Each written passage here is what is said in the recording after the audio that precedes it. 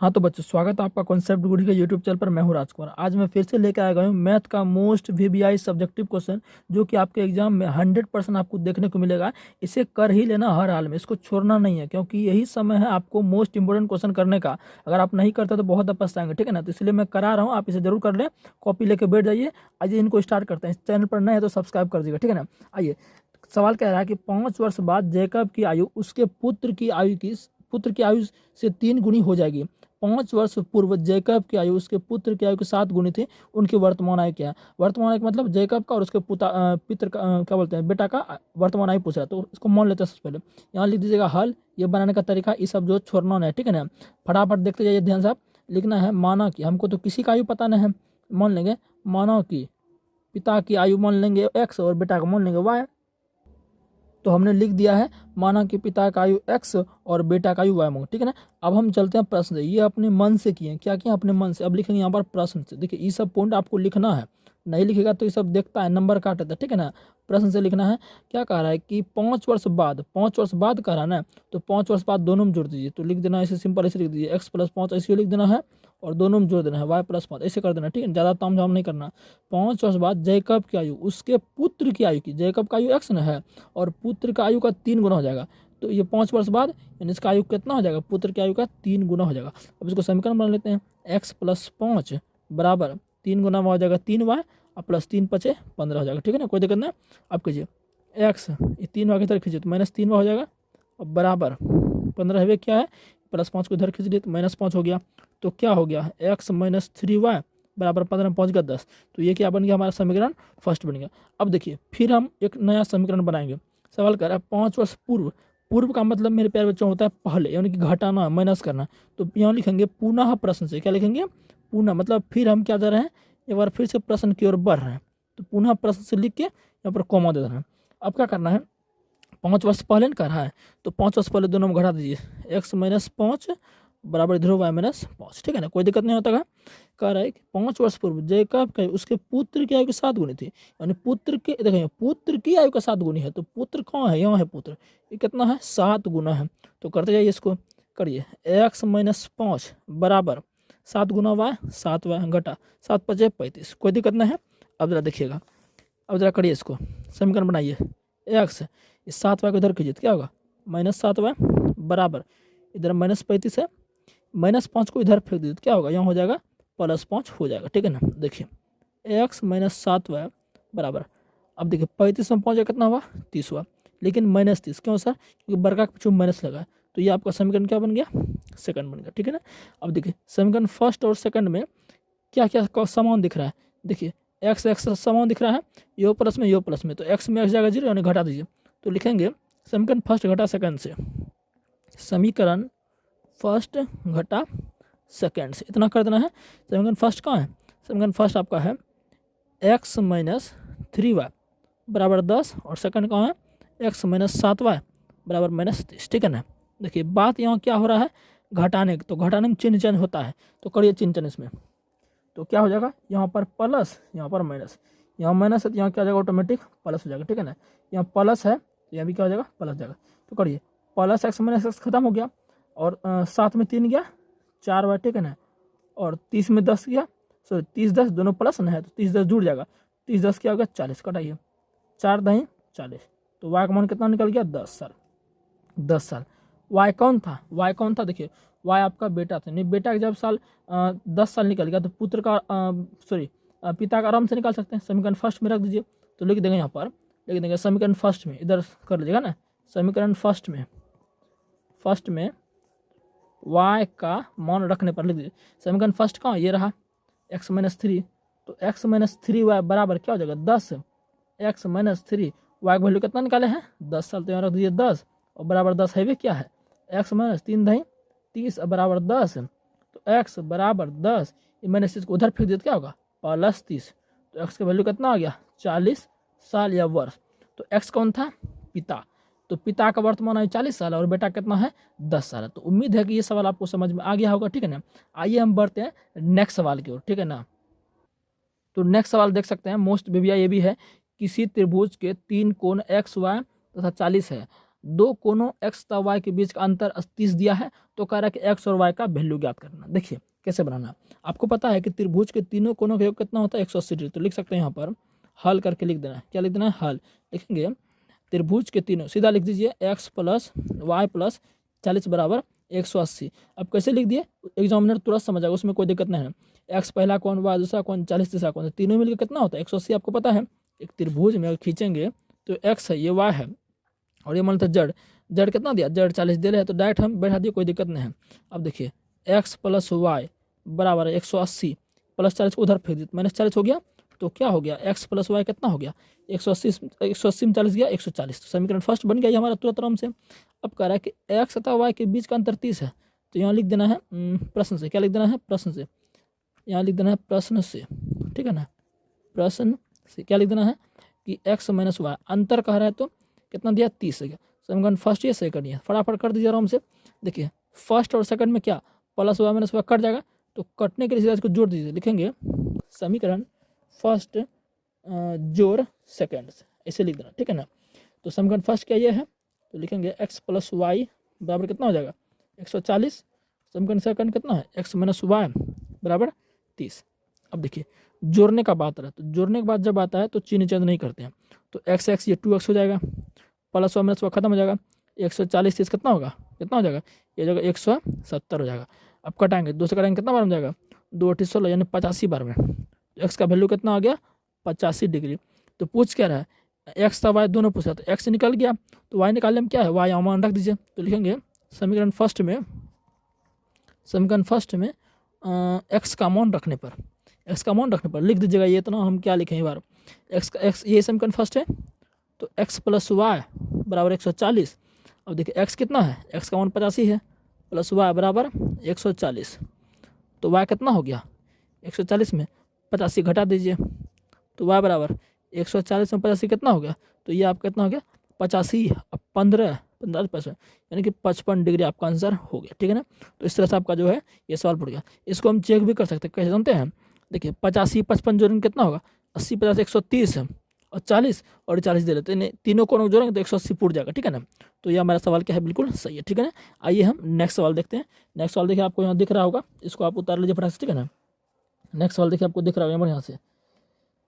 Next सवाल कह रहा है कि दो संख्याओं का योगफल 50 है, तो फटाक से इनको हम लिख देते हैं हल। दो संख्या मान लेते हैं, माना कि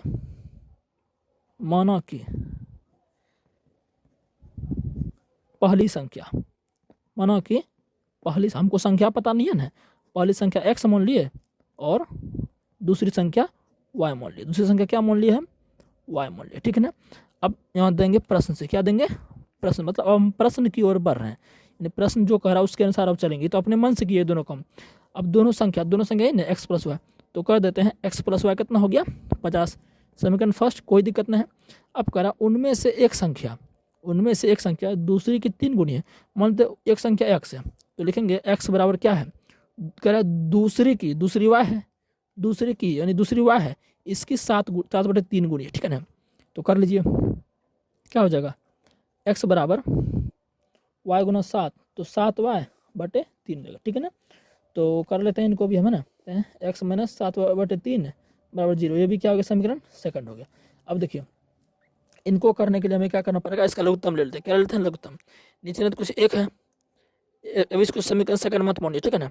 1 3 का लघुत्तम 3 आएगा, 1 में 3 से भाग देंगे 3, यानी 3 गुना x 3x घटा 3 में 3 से भाग देंगे एक बार में, 1 गुना 7y बराबर 0/3।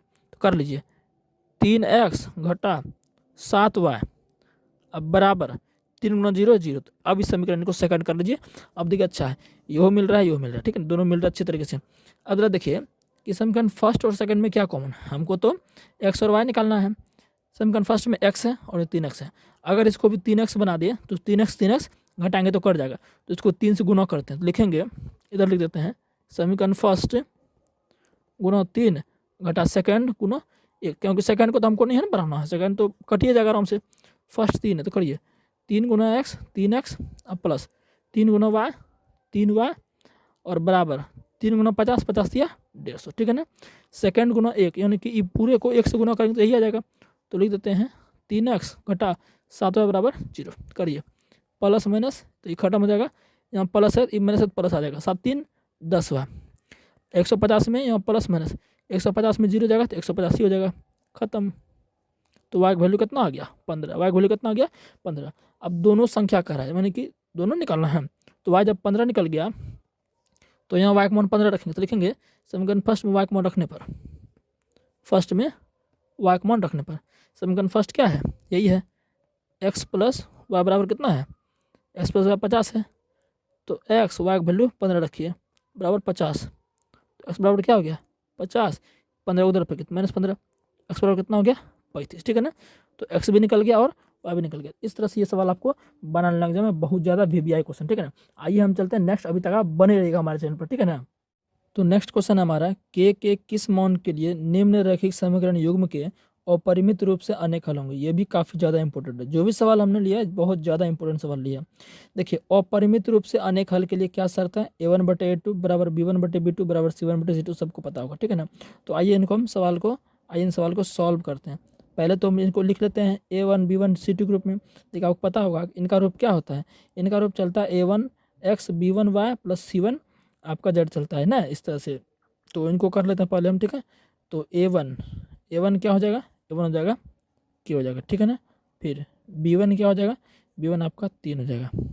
फिर आपका c1 क्या हो जाएगा k-3, सॉरी ये माइनस होगा, माइनस आपका k-3 हो जाएगा, ठीक है ना। अब फिर करते हैं a2 आपका क्या हो जाएगा, a2 आपका 12 हो जाएगा, ठीक है ना। और b2 आपका क्या हो जाएगा, b2 आपका हो जाएगा k हो जाएगा। फिर c2 आपका क्या हो जाएगा माइनस के हो जाएगा। इतना तक कोई दिक्कत नहीं है। अब कह रहा अपरिमित रूप से अनेक हल, तो लिखेंगे अपरिमित रूप से अनेक हल, अपरिमित रूप से अनेक हल के लिए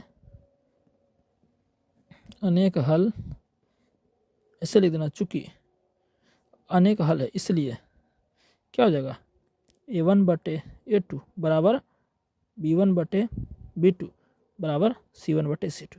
कोई दिक्कत नहीं है। अब मान बैठाइए, आंसर लाइए। a1 कितना दिया है k, a2 कितना दिया है 12 बराबर b1 कितना दिया है, b1 दिया है 3 और b2 कितना दिया है k बराबर c1 कितना दिया -k-3 अब बटे c2 कितना दिया -k। देखिए माइनस माइनस तो खत्म हो जाएगा। देखिए एक बार इसको इसके बराबर करना, एक बार इसको इसके बराबर करना। तो लिखेंगे प्रथम समीकरण के लिए तो इसको इसके बराबर करिए। तो क्या है k/12 बराबर क्या दिया है, सॉरी इसको इसके बराबर करना, गलती हो गया, इसके बराबर करना। तो k गुना k² बराबर 12 36। तो k बराबर क्या हो जाएगा 36 का स्क्वायर उधर जाएगा, रूट हो जाएगा। तो k बराबर क्या होगा, आपको पता है रूट से कोई भी आता है तो प्लस माइनस, तो k का मान निकला +6। अब देखिए +6 निकल जाए या -6 निकल जाए, ये इस वैल्यू से जो सेटिस्फाई करेगा उनको आंसर होगा वो, ठीक है ना। तो करते हैं द्वितीय समीकरण के लिए, इधर करेंगे दूसरे समीकरण के लिए। दूसरे समीकरण के लिए लिख दीजिएगा क्या दिया है आपका 3/k बराबर क्या है k-3/k। के तो खत्म हो जाएगा, तो बचा क्या 3 बराबर k-3। तो क्या हो जाएगा आपको पता है कि, अच्छा देखिए 3 है, -3 को इधर रखिए तो क्या हो जाएगा 3 + 3 बच गया क्या k। तो k की वैल्यू 3 3 6, तो k की वैल्यू पलसेम ना आया, तो इसमें +6 वैल्यू मैच खाया, तो आंसर क्या होगा k बराबर 6 आंसर हो जाएगा। यानी कि जो कॉमन है इसमें, देखिए प्लस माइनस वैल्यू k का वैल्यू 2 था, लेकिन इसका आंसर k वाला प्लस है, तो प्लस वाला कॉमन आ रहा है एक जैसा, तो k बराबर +6 आंसर हो गया। तो इस सवाल को ऐसे बनाना। तो नेक्स्ट सवाल आप देख सकते हैं, समीकरण निकाय 6x + 5 और 11 एवं 9x + 10 और 21 को वज्र गुणनखंड विधि से हल करें। तो वज्र गुणनखंड विधि आपको आना चाहिए, ये भी सवाल बहुत ज़्यादा इंपॉर्टेंट हमेशा पूछता है, तो इनको कर ही लेना। जो भी सवाल है एग्जाम में एकदम छोड़ के ना देना, क्योंकि बोर्ड एग्जाम बार बार आप ना देते हैं, एक बार देते हैं, तो एक भी चीज़ कसर नहीं रहना चाहिए, ठीक है ना। देखिए पहले लिख दीजिएगा, पहले तो a1 आपको लिखने हैं, a1 कितना हो जाएगा 6 हो जाएगा, a1 बराबर 6। फिर b1 कितना हो जाएगा, b1 हो जाएगा 5 हो जाएगा। फिर c1 कितना हो जाएगा -11। कैसे 11 को इधर ना खींचेगा, क्योंकि इधर चलता है इसका रूल c1 वाला, ठीक है ना। फिर देखिए a2 बराबर कितना हो जाएगा, a2 हो जाएगा 9। फिर b2 कितना हो जाएगा, b2 हो जाएगा 10। फिर c2 कितना हो जाएगा 21 को इधर खींचेगा तो क्या होगा -21 होगा। अब लिखते हैं वज्र गुणनखंड विधि से, वज्र गुणनखंड विधि से, ठीक है। इनका सूत्र अब लिख देते हैं हम, ठीक है। तो देखिए ये फॉर्मूला है, फॉर्मूला पर मान रखिए, आंसर लाइए। तो एक्स का वैल्यू एक्स से रख देना है। b1 कितना दिया है, b1 देखिए 5 दिया है। c2 कितना दिया है, c2 दिया -21, ठीक है ना। इसको थोड़ा ब्रैकेट में घेर दीजिए। अब यहाँ माइनस है तो माइनस है। b2 कितना दिया है, b2 दिया है 10 और c1 कितना दिया है, c1 दिया -11, कोई दिक्कत नहीं है, बराबर। y तो y है। c1 कितना दिया है, c1 दिया आपको -11 गुना a2 कितना दिया है, a2 दिया आपका 9, फिर माइनस c2 कितना दिया है, c2 देख लीजिए कितना दिया है, एक मिनट, a2 दिया आपका 9, ठीक है। और माइनस का माइनस दिया, c2 कितना दिया, c2 -21, तो इधर लिख देते हैं -21 गुना a1 कितना दिया है, a1 दिया है 6, कोई दिक्कत नहीं, 1/, a1 कितना दिया, a1 6, b2 आपका दिया है 10 घटा a2 दिया है आपका 9 और b1 दिया है b1 5, ठीक है ना। करिए सॉल्व इनको, x/5 गुना माइनस है तो क्या हो जाएगा, 21 पंचे -105, देखिए माइनस गुना माइनस प्लस 11 था 110, कोई दिक्कत नहीं, बराबर। y/, माइनस गुना 11 9 क्या जाएगा, -99, माइनस गुना माइनस प्लस 21 छौके क्या जाएगा 126, बराबर। 6 दाएँ 60, 9 पचे 45, कोई दिक्कत नहीं यहाँ तक है। करिए x बराबर क्या हो जाएगा, 110 में 105 गया तो 5 जाएगा, बराबर। y में 126 में 99 घटाएंगे ना तो 27 हो जाएगा, 1/60 में 45 गया 15। अब देखिए एक बार इसको इसके बराबर करिए और एक बार इसको इसके बराबर का आंसर हो गया। तो करिए x/5 बराबर क्या करेंगे, 1/15 कटाइए, 5 दिया 15, तो 3x बराबर 1, तो x बराबर क्या हो गया 1/3 आंसर। अब इसको करिए y/27, इसे घेर दीजिएगा, 1/15 कटाइए, 3 पचे 15, 3 में 27, तो y गुना 5 y बराबर 9 गुना 1 9, तो क्या हो गया y बराबर हो गया 9/5 आंसर हो गया, ठीक है ना। तो इस तरह से ये भी सवाल आपका हो गया। आइए हम नेक्स्ट सवाल देखते हैं। लास्ट सवाल है इस वीडियो का, इसको भी पूरा देख लेना, ठीक है ना। और कमेंट प्यारा सा अपना जरूर कर देना, बहुत मेहनत करते हैं, देख रात को हो रहा है, लाइट नहीं है, मोबाइल बार के हम वीडियो बनाए, ठीक है ना। तो ये सब थोड़ा समझा कीजिए मेरे भाई, है ना। आप लोग थोड़ा सपोर्ट कीजिए, तब हम लोग थोड़ा सा और भी इंतजाम करेंगे बढ़िया चीज़, ठीक है ना। कह रहा है कि दो संख्या की योगफल 1000 है। अब दो संख्या का दोनों संख्या हमको पता है ना, तो फटाक से मान लीजिए, लिखेंगे मानो कि ये अपने मन से कर रहे हैं, मानो कि पहली संख्या बराबर क्या हो जाएगा, पहली संख्या x और दूसरी संख्या बराबर y। इतना तक किसी कोई दिक्कत नहीं, इतना करना है। अब देंगे प्रश्न से, क्या देंगे प्रश्न से, मतलब ये अब हम प्रश्न के अनुसार नाच नचेंगे, मतलब नहीं कहता है मेरे अनुसार नाचना है तुम्हें, तो प्रश्न के अनुसार हमको नाचना है। तो दो संख्याओं का योगफल, तो दो संख्या यही ना है भाई, तो एक का योगफल, तो x + y बराबर कितना दिया है, 1000 दिया है। तो क्या इसको समीकरण फर्स्ट मान ले, किसी को कोई दिक्कत नहीं होना चाहिए। अब देखिए तथा उनके वर्गों का अंतर 25 हो जाता है। यहाँ हम फिर से लिख सकते हैं पुनः प्रश्न से, लेकिन चलिए कोई दिक्कत नहीं, कम से कम एगो लिखना है आपको, ठीक है ना।